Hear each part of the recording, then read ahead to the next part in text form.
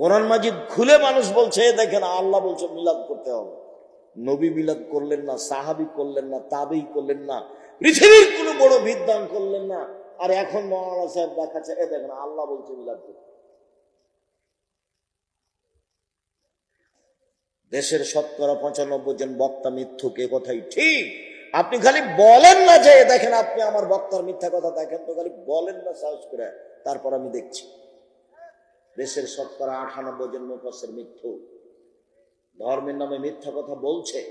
আপনি বই পড়েন না, আমি তো চেষ্টা চালাচ্ছি আপনার সাথে থাকার, প্রতিষ্ঠান দিয়ে, কলম দিয়ে, মিডিয়া দিয়ে সব সময় চাচ্ছি, মনে বড় সাধ, এই দেশের মাটিতে আমি উন্নত মানের প্রতিষ্ঠান গড়বো ইনশাআল্লাহ, যেখানে ছেলে মেয়ে বাংলা, ইংরেজি, আরবি উন্নত মানের শিক্ষা অর্জন করে জাতির অন্যায়ের বিরুদ্ধে লড়বে, মুখে কলমে মিডিয়ায় লড়বে ইনশাআল্লাহ।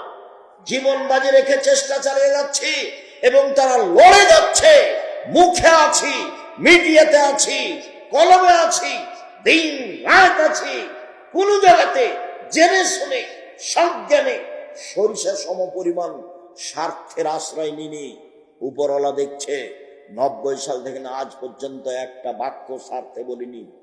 কোন স্বার্থ নেই এখানে, স্বার্থ একটাই, আল্লাহকে সন্তুষ্ট করা, আপনাকে পরকালমুখী করা। যেহেতু মরতেই হবে এটা আপনি বুঝছেন, তারই মানে পরকালমুখী। কেন আপনি দোকানে বসে আড্ডা পিটা মানুষের বদনাম করেন? আপনি কি বুঝেন? আপনি কেন বললেন যে ওই চেয়ারম্যান খারাপ? মুখ খুললেন কেন? সাংবাদিক, তুমি কি বুঝো যত কথা লিখেছো তার জবাব কি হবে? এই ছেলে, তোমাকে বলি, তোমার বন্ধু সাংবাদিক, শুনে যাও, তাকে বলে দিও। এদিকে দেখো, রাসূল সাল্লাল্লাহু আলাইহি ওয়াসাল্লাম বলেছেন, মান সাতারা মুসলিমান সাতারাহুল্লাহু ফিদ দুনিয়া ওয়াল আখিরা।